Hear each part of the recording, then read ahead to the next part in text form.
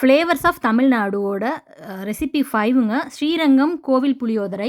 1 கை அளவுக்கு புளிய வந்து இந்த சைஸ்ல எடுத்து வச்சிருக்கு. இத வந்து நல்லா தண்ணீல வந்து போட்டு ஊற வச்சிரலாம். இந்த ஸ்ரீரங்கம் புளியோதரை பண்றதுக்கு வறுத்து அரைக்க வேண்டியதுக்கு 8 காஞ்ச மிளகாய், 1/2 டீஸ்பூன் துவரம் பருப்பு, காஞ்ச மல்லி 2 ஸ்பூன் எடுத்திருக்கு. இப்ப சட்டியில வந்து ஆன் பண்ணி காஞ்சதும் அதில 2 டீஸ்பூன் காஞ்ச மல்லி சேர்த்து நல்லா வறுத்துக்கறலாம். இந்த தட்டுல வந்து 1 டீஸ்பூன் மிளகு, 1 டீஸ்பூன் வெந்தயம் எடுத்து வச்சிருக்கேங்க. லைட்டா வறுபட்டதும் அதிலேயே நம்ம எடுத்து வச்சிருந்த துவரம் பருப்பு, காஞ்ச மிளகாய் வத்தல் சேர்த்து, அதையும் நல்லா வாசம் வர அளவுக்கு நல்லா வறுத்து எடுத்துக்கறலாம். இப்ப இத வந்து ஒரு 2 நிமிஷம் இந்த மாதிரி வறுக்கும் போதே நல்லா ட்ரை ரோஸ்ட் ஆயிருங்க. இது ட்ரை ரோஸ்ட் ஆனதும், இது கூடயே நம்ம மிளகு, வெந்தயமும் சேர்த்து அதையும் நல்லா வறுத்துட்டு, 1 டீஸ்பூன் சீரகம் எடுத்திருக்கு. சீரகமும் போட்டு அதையும் நல்லா வறுத்துட்டு பவுடர் பண்ணணும்.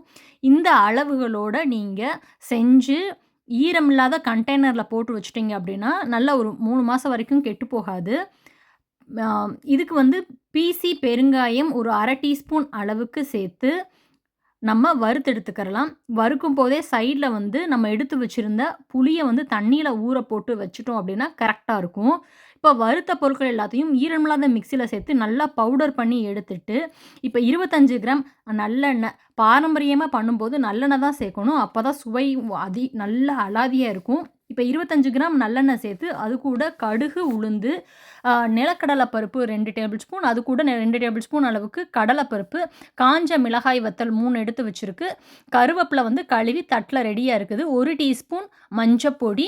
அ இதுல வந்து எண்ணெய் காஞ்சதும் கடுகு, உளுந்தம் பருப்பு போட்டு, கடுகு, உளுந்தம் பருப்பு நல்லா வெடிச்சதும், நிலக்கடலை பருப்பு, கடலைப்பருப்பு, மிளகாய் வத்தல் சேர்த்து, இந்த நிலக்கடலை பருப்பு, மிளகாய் வத்தல் எல்லாம் நல்லா லைட்டா வதங்குனதும், கழுவி வச்சிருக்க கருவேப்பிலையும் சேர்த்து, அதையும் நல்லா வதக்கிட்டு, நம்ம கரைச்சு வச்சிருக்க புளிய வந்து இது கூட சேர்த்தரலாம். பாருங்க, நல்லா இப்ப வந்து நிலக்கடலை பருப்பு, கடலை பருப்பு எல்லாம் நல்லா வதங்கிருச்சு. புளி சேர்த்துட்டு, இது கூட நம்ம ஒரே 1 டீஸ்பூன் நம்ம மஞ்சப்பொடி சேர்த்துக்கறலாங்க. இப்போ புளி சேர்த்தாச்சு.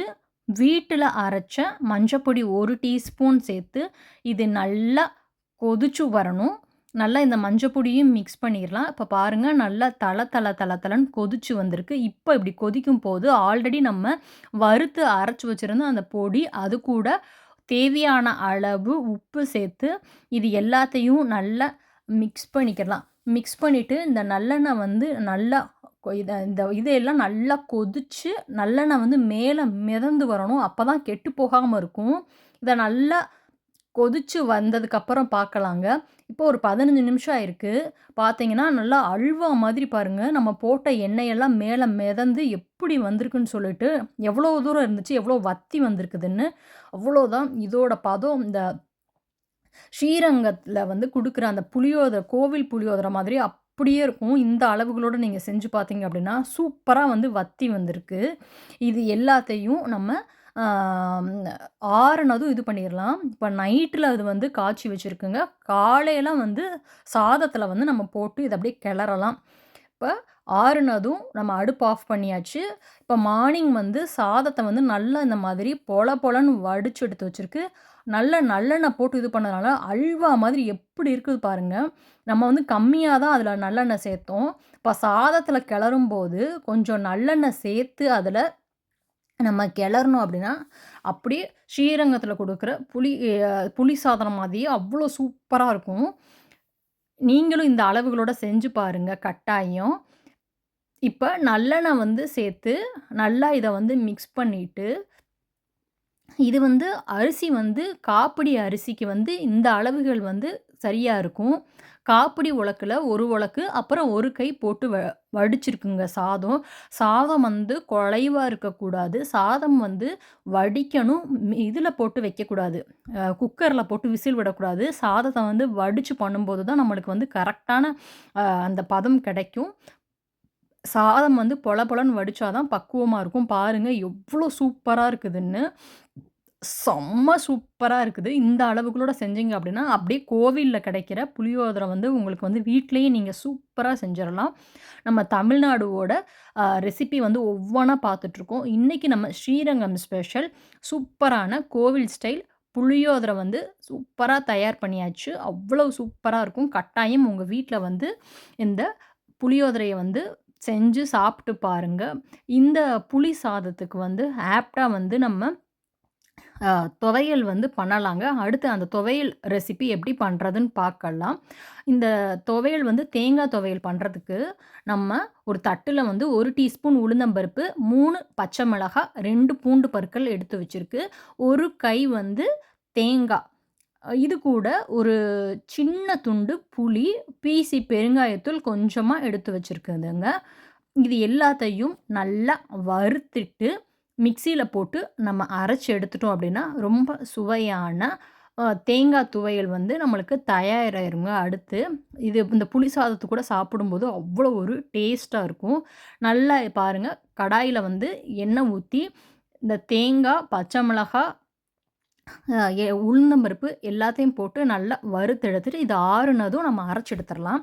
அதுக்கு அடுத்த ரெசிபி வந்து அ கத்திரிக்காய் புளிக்கூட்டு. 1/4 கிலோ கத்திரிக்காய் வாங்கி நல்லா கழுவிட்டு இத தண்ணீல எடுத்து வச்சிருக்கு. இந்த தட்ல வந்து 2 தக்காளி, 3 பெரிய வெங்காயம், 2 2 பச்சை மிளகாய் எல்லாத்தையும் நறுக்கி ரெடியா வச்சாச்சு. லெமன் சைஸ் புளிய வந்து 10 நிமிஷத்துக்கு முன்னாடியே ஊற போட்டு நல்லா கரைச்சு எடுத்து வச்சாச்சு.